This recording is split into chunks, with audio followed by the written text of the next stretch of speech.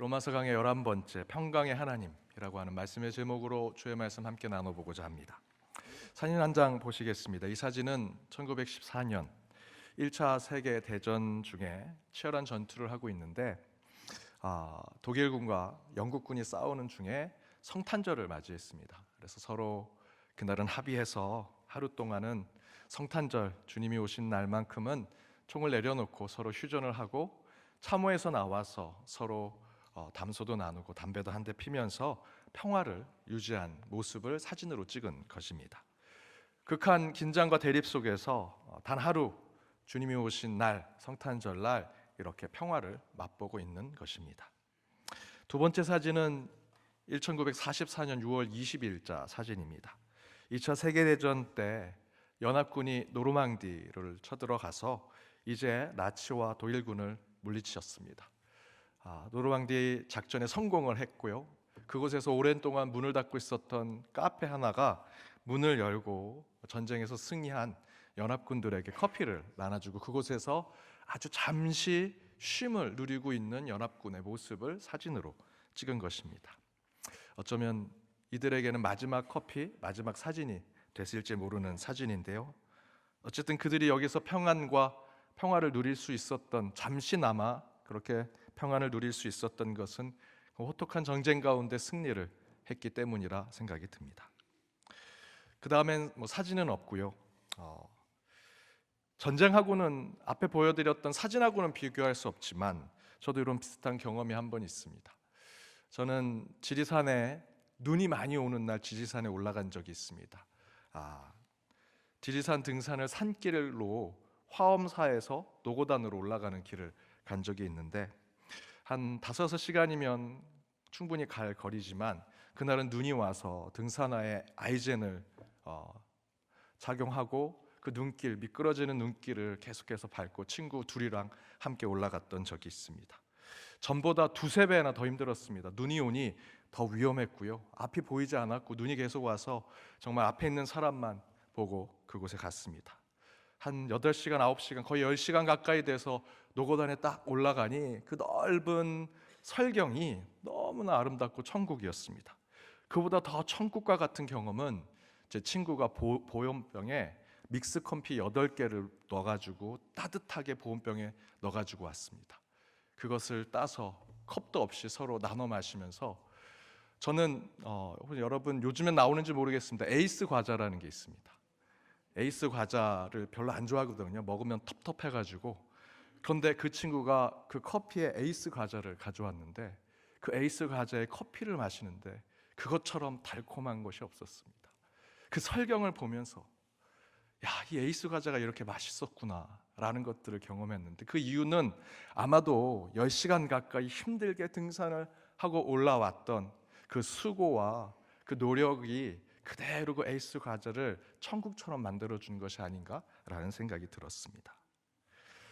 이런 평화스러운 또는 이 평강이 어떻게 오는 것일까 생각해보면 앞에 두 사진과 또 제가 경험했던 그 경험에 비춰볼 때 평화와 평강은 거저 얻어질 수 있는 것이 아니다라는 것이죠. 그것들을 다 이겨내고 극복한 후에 열매처럼 얻어지는 것이 평화요, 평강이라는 것입니다. 치열한 전쟁 중에 아기 예수가 온 그 성탄절날 크리스마스 때 하루 평화를 얻을 수 있는 이유는요, 그날이 쉬는 날이고 온 인류가 그날은 성탄절로 즐기는 날이니 우리 전쟁도 쉽시다 라고 해서 쉰 것이 아닙니다. 아기 예수가 이 땅에 누일 곳 없어 마구간에서 태어난 그날이 우리에게는 평화를 주는 날이다. 우리 믿음의 선배들이 피를 흘리고 희생하면서 지켜냈기 때문에, 복음을 지켜냈고 기독교의 신앙을 지켜냈기 때문에 그 하루 치열한 전투가 있었지만 성탄절은 평화를 지킬 수 있었던 것입니다. 거저 얻어진 것이 아니었죠. 미국 워싱턴 DC 알링턴 국립묘지에 한국전 참전 묘지가 있습니다. 그 참전 묘지에 있는 비에 자유는 거둬지는 것이 아니다. Freedom is not free라고 하는 표현이 있는데요. 저는 이렇게 바꿔 쓸 수 있다라고 생각이 듭니다. Peace not free. 평화도요, 거저 얻어지는 것이 아닙니다. 그런데 바울이 오늘 로마서 15장 마지막 구절에서 이 평화에 대한, 평강에 대한 부분들을 우리에게 이야기합니다. 이렇게 얘기합니다. 32절과 33절입니다. 우리 함께 읽어보겠습니다.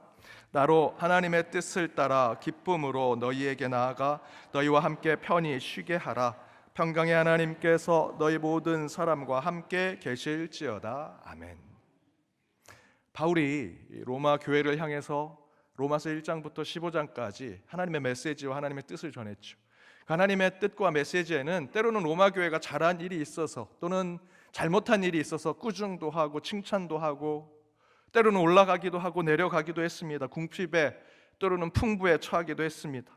하나님이 함께 하셨던 그런 기간도 있었을 것이고요, 하나님이 함께 하지 않으셨다라고 생각했던 기간의 삶도 때로는 하나님께서 탓하시기도 하고 문제 삼기도 하셨을 것입니다.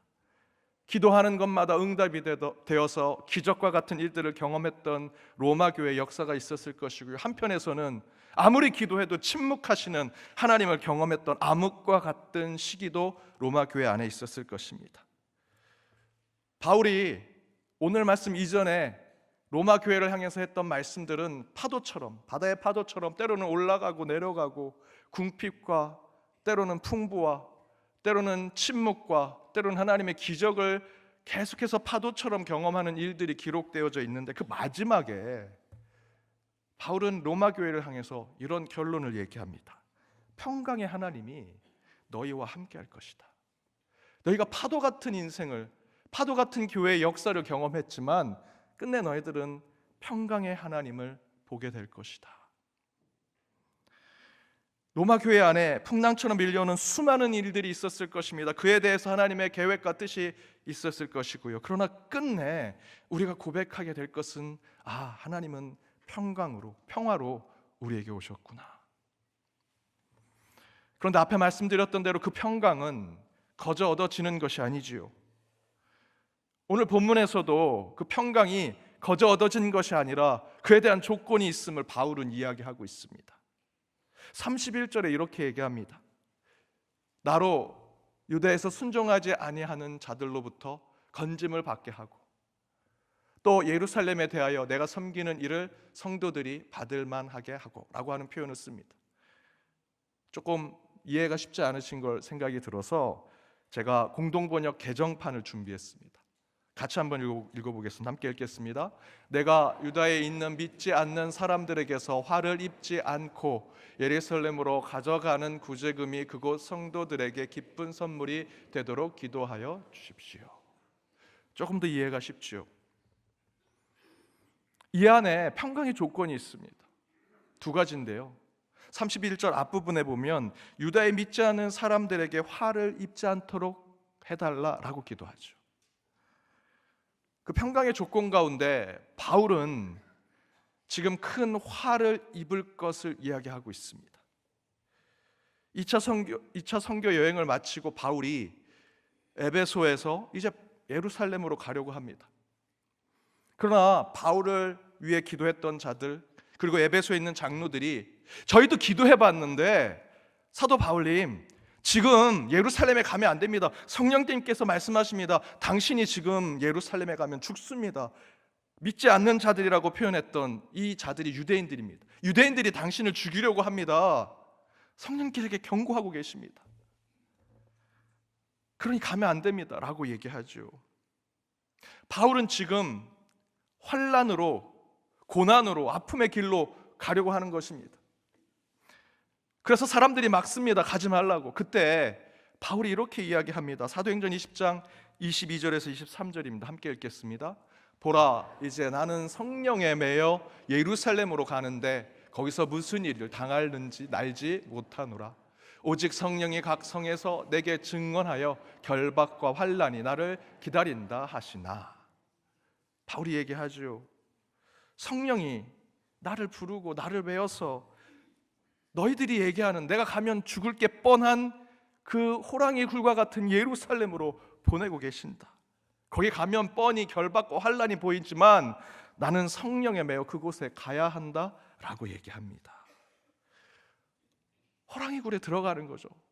자초해서 지금 혼란과 곤란과 아픔과 고통으로 들어가겠다라고 얘기하는데 그것이 성령의 뜻이다라고 얘기하고 있는 것이죠.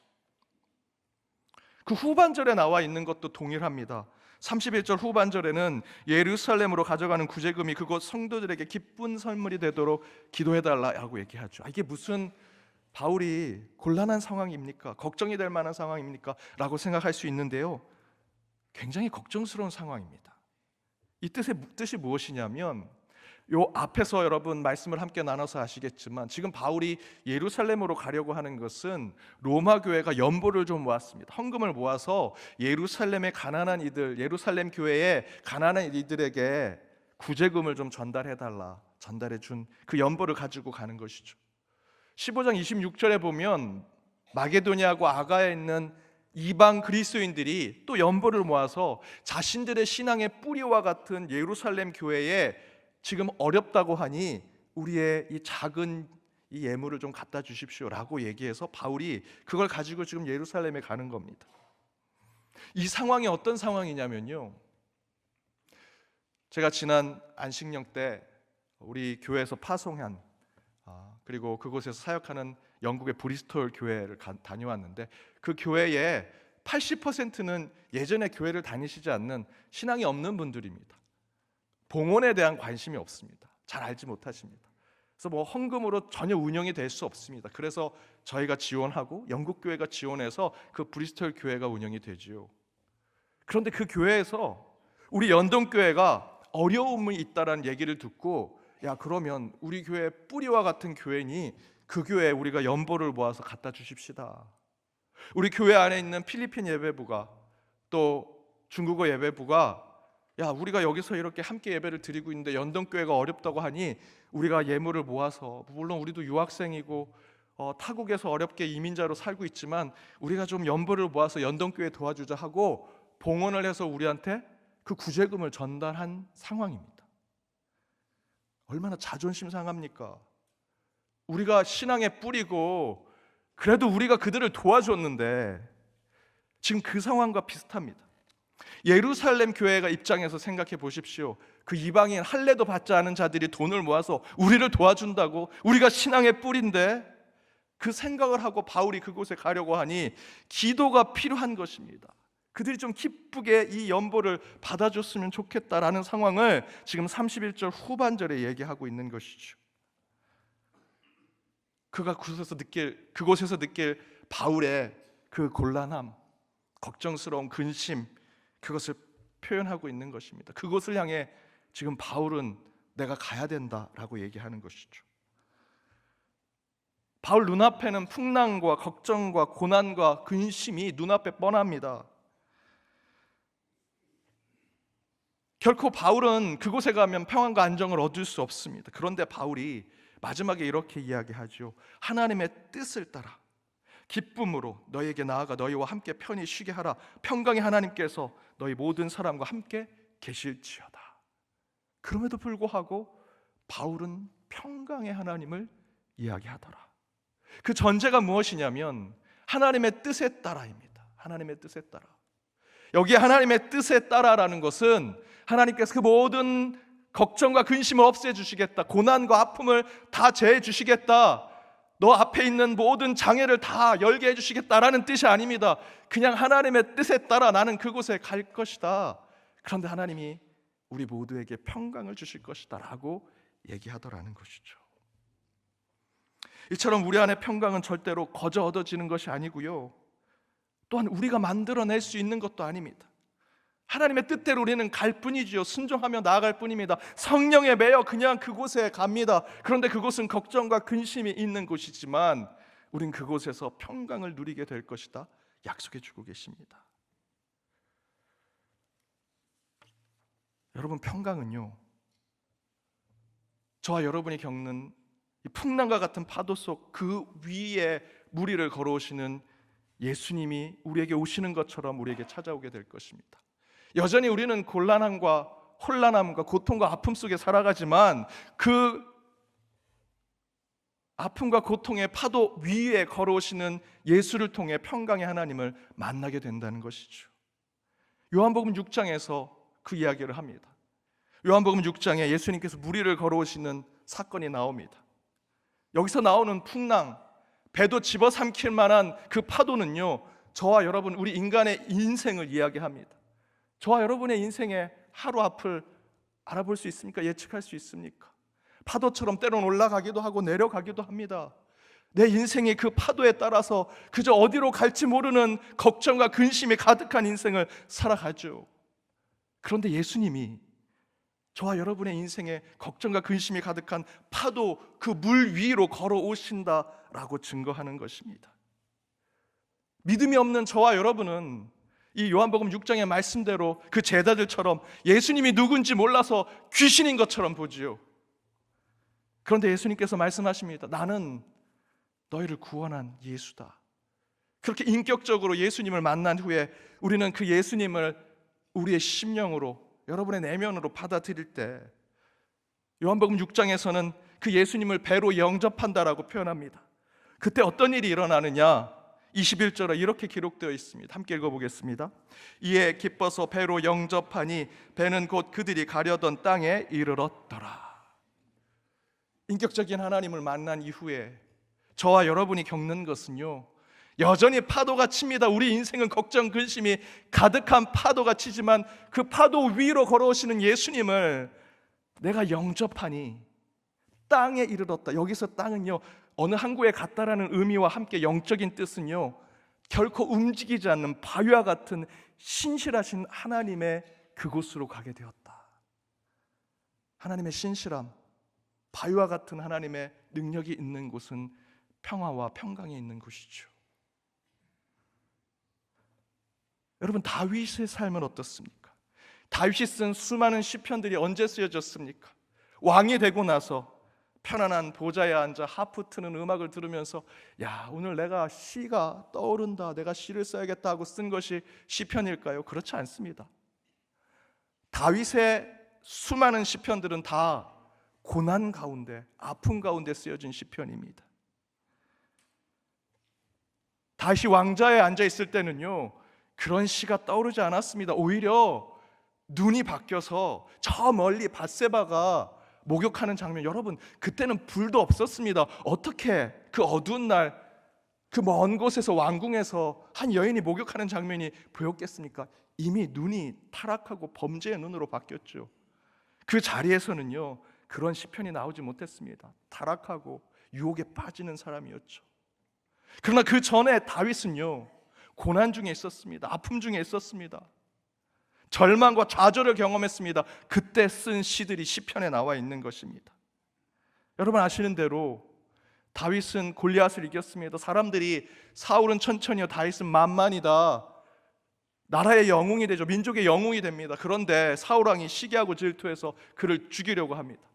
그때 다윗은 도망자 신세로 광야 전전을 곳곳을 전전하면서 방황하게 되죠.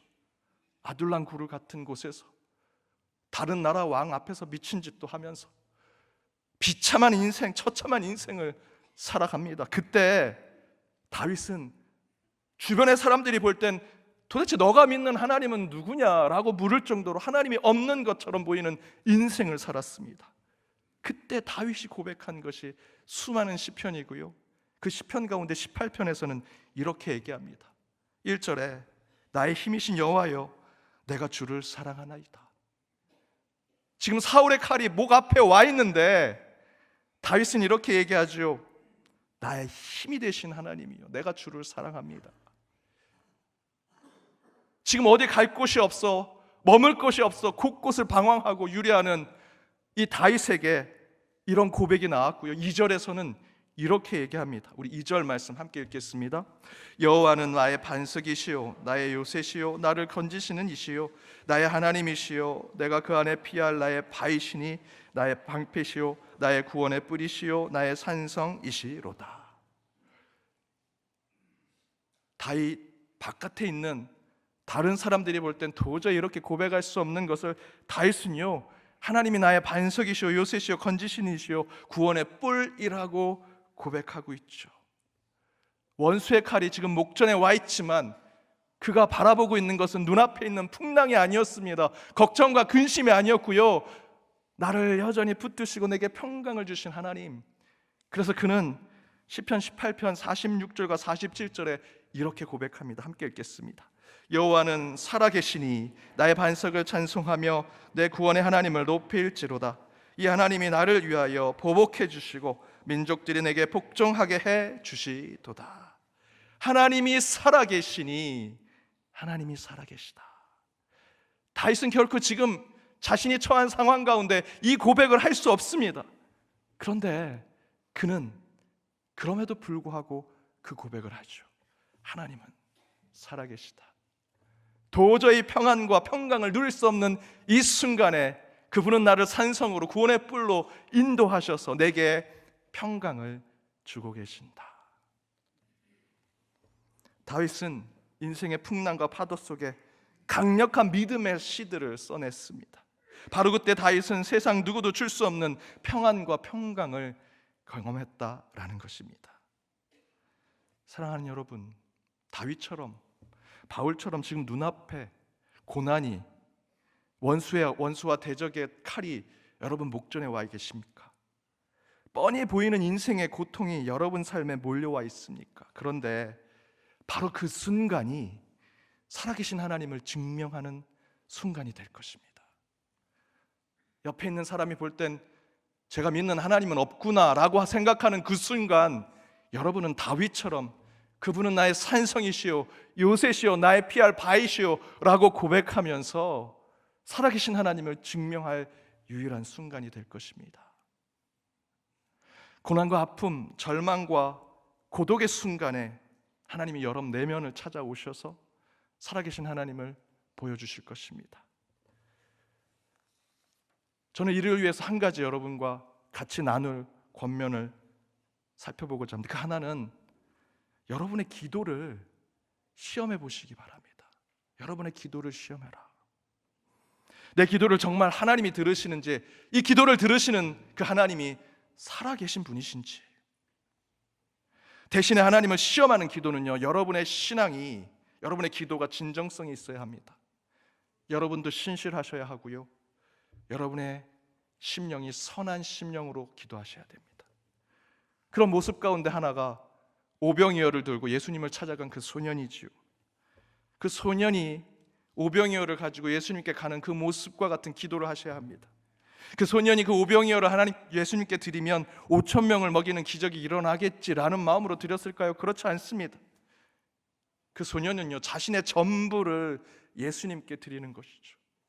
그때 모였던 5천 명, 아이와 어른까지 다 포함하면, 여자들까지 포함하면 2만 명의 사람들, 제자들, 여러분 그 말씀을, 성경을 읽어보셔 아시겠지만 제자들이 얘기합니다. 식사의 때가 됐습니다. 다 보내십시오 라고 했던 이유는요, 그들이 가난한 자들이었기 때문입니다. 근데 유일하게 도시락을 가져온, 자기 먹을 것을 가져온 소년이 자기가 먹지 아니하고 그걸 예수님께 드립니다. 조금 더 나눴으면 4-5명 같이 먹을 수 있었을 텐데 그렇지 않았습니다. 예수님께 드렸습니다. 하나님께 드리죠. 전부를 하나님께 드리는 것입니다. 그 진정성을 보시고 예수님께서 기적을 베푸시는 것입니다. 저와 여러분이 그런 기도를 하고 있습니까?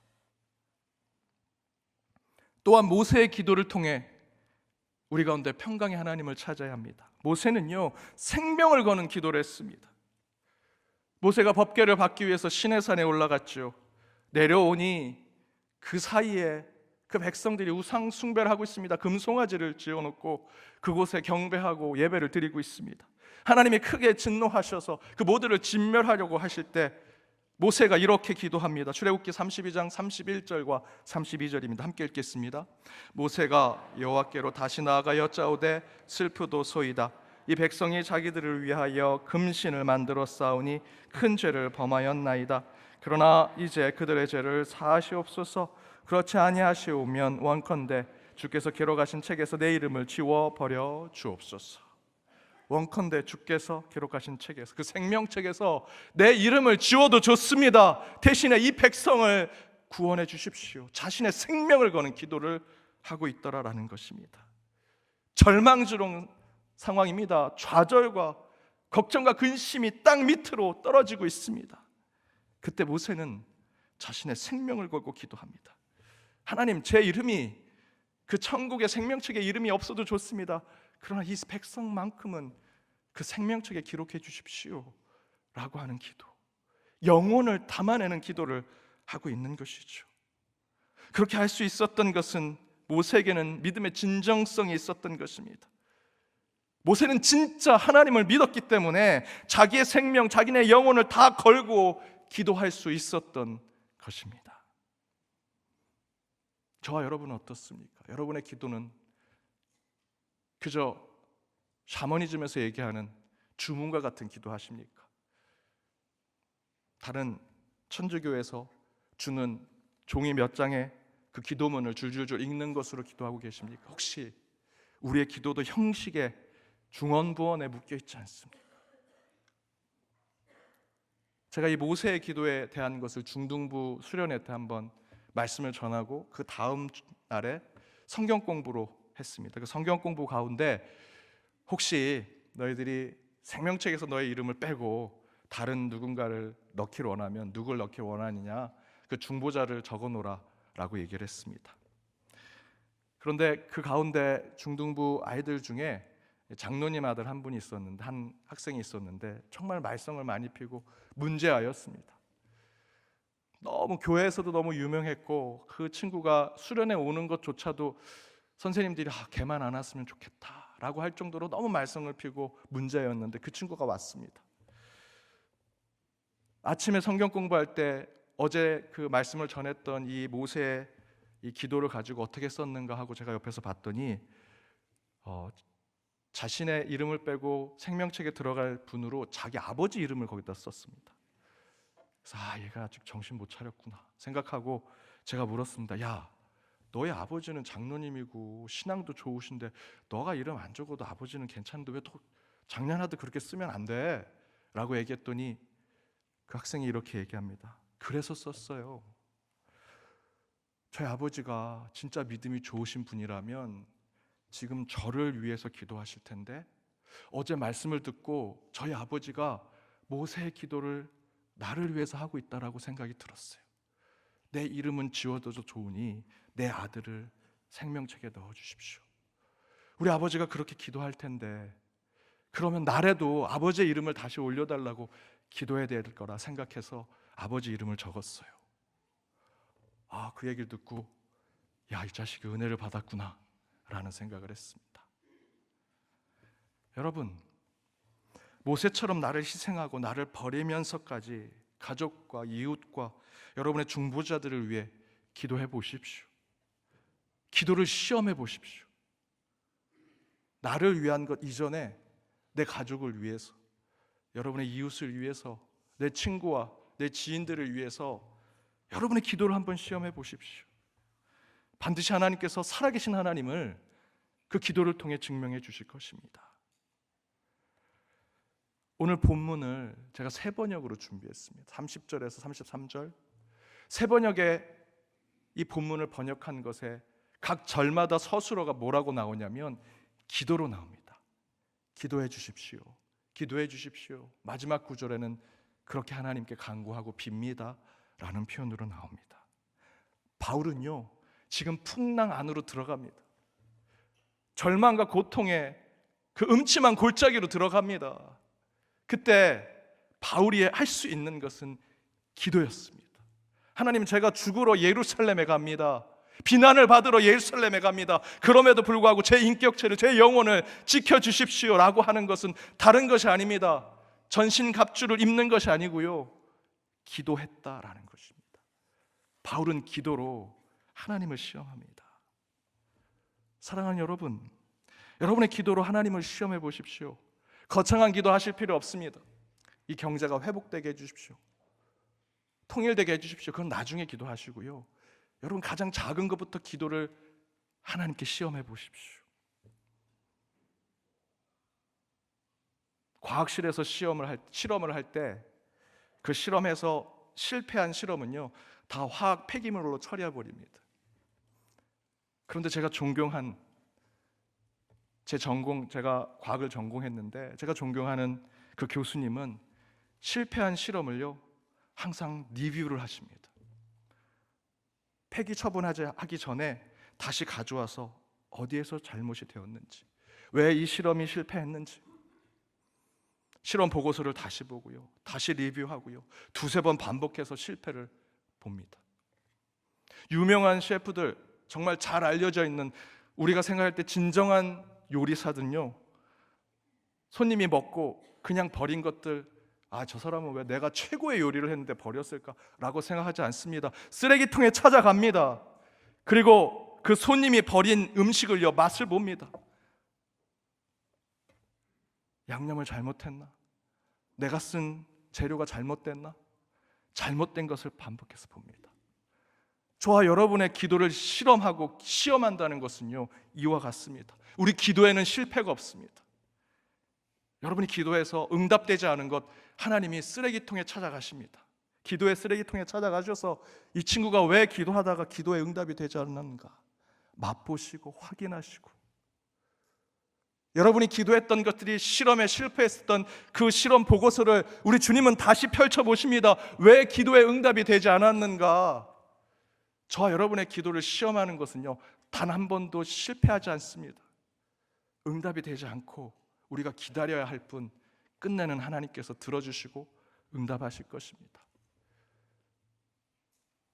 사랑하는 여러분, 우리의 기도를 들으신 하나님은 살아계신 분이십니다. 여러분이 기도하는 그 순간이 절망과 좌절의 순간이라면 도리어 그 순간 살아계신 하나님을 기도 가운데 증명할 수 있을 것입니다. 그렇게 기도함으로 살아계신 하나님을 증명하여 하나님이 주시는 진정한 평강을 누리시는 저와 여러분, 연동의 모든 권속들 되시길 주님의 이름으로 축복합니다. 기도하시겠습니다. 평강의 왕, 자비의 주, 우리 하나님, 예수님의 찔림은 우리의 허물 때문이요, 주님의 상함은 우리의 죄악으로 인함이라. 그러나 주님이 징계를 받음으로 우리가 평화를 누리고 예수님께서 채찍에 맞음으로 우리가 치유를 받게 됨을 믿사오니, 우리가 은혜로 누리는 평강과 안위의 삶이 결코 거저 얻어진 것이 아님을 깨닫고 감사를 잊지 않는 삶 살게 하여 주옵소서. 그렇게 우리에게 평강을 주시는 살아계신 하나님을 기도 가운데 매 순간 증명하는 삶을 살아내어 믿음을 굳건히 붙들고 살아가는 저희 모두가 되기를 간절히 바라오며 이 모든 간구 예수 그리스도의 이름으로 기도드립니다. 아멘.